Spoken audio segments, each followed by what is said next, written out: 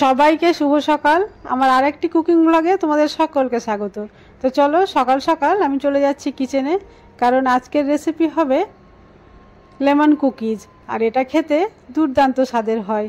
তো চলো কথা না বাড়িয়ে কিচেনের দিকে এগিয়ে যাই।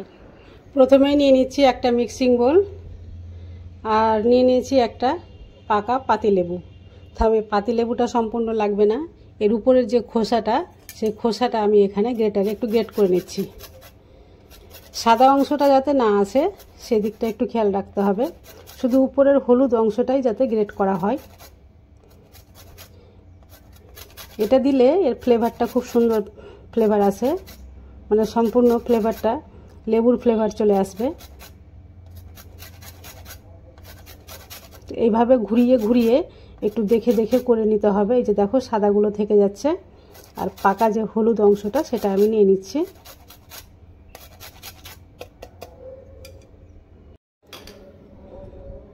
এতটা নিয়েছি, হাফ টেবিল চামচের মতো হয়ে যাবে, আর দরকার নেই। এবার নিয়ে নিচ্ছি একটা ডিম।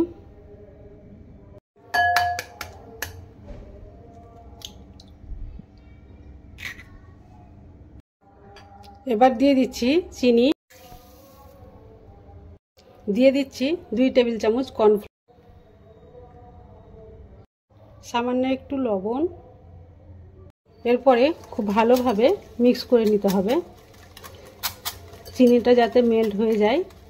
এইভাবে একটু সময় নিয়ে মিক্স করতে হবে, যেহেতু চিনিটা আজকে আমি গুঁড়ো করিনি, গোটা চিনি দিয়ে দিয়েছি। এখানে তোমরা ভ্যানিলা এসেন্স বা ভ্যানিলা সুগারও দিতে পারো, তবে আমার মনে হয় কিছু না দিলেও চলবে, যেহেতু লেবুর খোসাটা দেওয়া হয়েছে।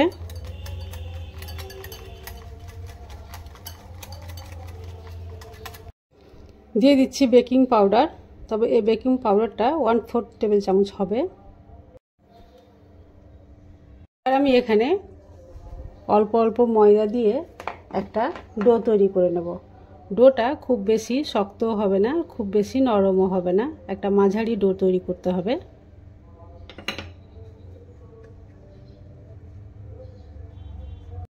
যে বাটিতে চিনি মেপেছিলাম সেই বাটির 1 বাটি দিয়ে দিচ্ছি সাদা তেল। ডোটা রেডি হয়ে গেছে, আর দেখে বুঝতেই পারছো যে কেমন ডোয়ের কথা বলেছিলাম আর কি। এই যে অনেকটাই সফট।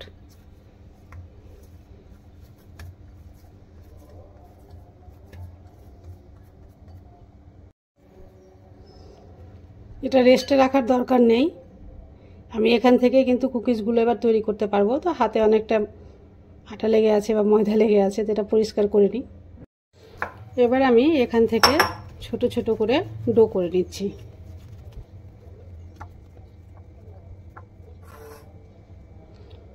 এবার একটা লেচি নিয়ে আমি এইভাবে এখানটায় ঘষে ঘষে একে বড় করে দিচ্ছি।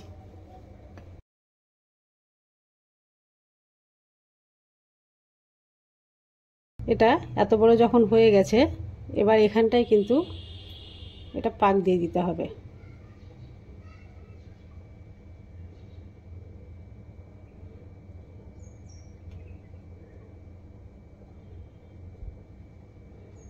বাস এইভাবে যে অংশটা বেড়ে আছে এটা কিন্তু আমি কেটে দেব, আর এই অংশটাও কেটে বাদ দিয়ে দিব। তো তৈরি হয়ে গেল আমাদের একটা লম্বা কুকিজ।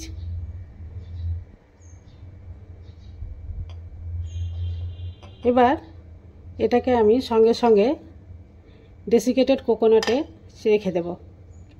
এইভাবে গড়িয়ে নেব একটু, এর গায়ে কিন্তু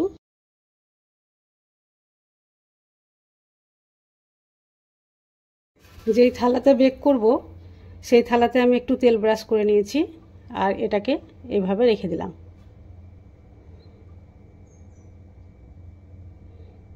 এইভাবে আমি সবগুলো তৈরি করে নিচ্ছি। আরও একটা তৈরি হয়ে গেছে, এটাও রেখে দিলাম।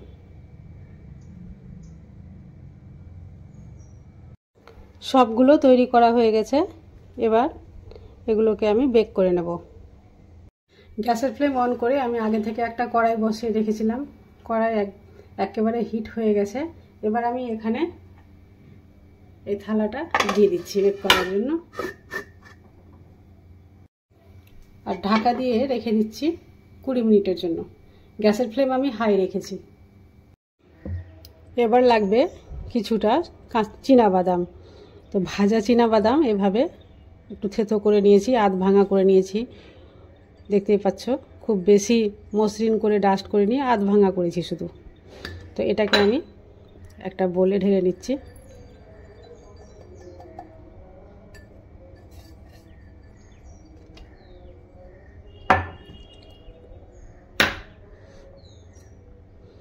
এরপরে যেটা লাগবে সেটা হচ্ছে সাদা চকলেট।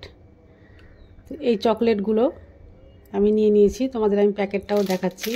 এই রকম প্যাকেটের মধ্যে যে চকলেটগুলো পাওয়া যায়, এই যে এই সাদা চকলেটটা নিয়ে নিতে হবে, আর এটাকে ভালোভাবে গলিয়ে নিতে হবে, খুব সহজেই গলে যাবে। আর ফিরে আসলাম 20 মিনিট পরে।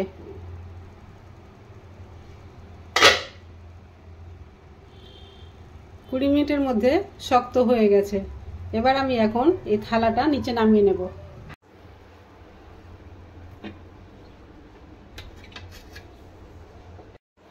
এখন এটা গরম রয়েছে, একটু ঠান্ডা হলে এটা উঠিয়ে নিতে হবে। উঠানোর পরে কিন্তু আরও কিছুটা কাজ বাকি রয়েছে, আগে ঠান্ডা হয়ে যাক, তারপরে আমি করছি সেই কাজটা।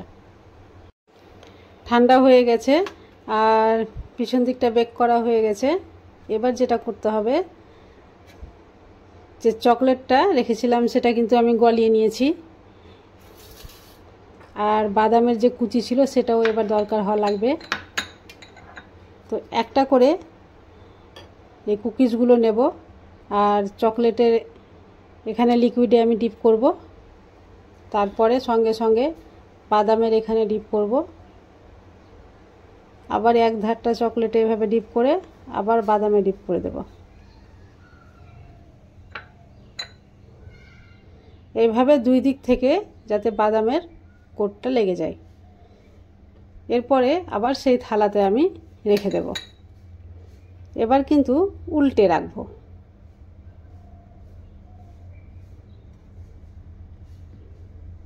বাদাম লাগানো হয়ে গেছে, এবার আমি আবারও এগুলো 5 মিনিটের জন্য রেখে দিচ্ছি।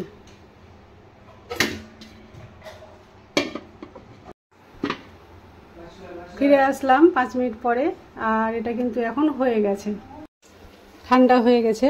এবার আমি সার্ভিং প্লেটে সার্ভ করে নিচ্ছি।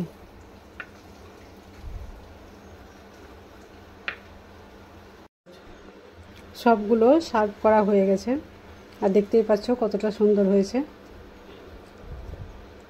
একটা আমি তোমাদের ভেঙেও দেখাচ্ছি, এই যে দেখো কতটা সুন্দর হয়েছে। তো আজকের রেসিপি তোমাদের ভালো লাগলে প্লিজ একটা লাইক করে দিও, আর বেশি বেশি করে শেয়ার করিও। আজ তাহলে এই পর্যন্ত, আবার আসবো অন্য কোনো ভিডিও নিয়ে। ততক্ষণ পর্যন্ত তোমরা সবাই সুস্থ থাকো, ভালো থাকো।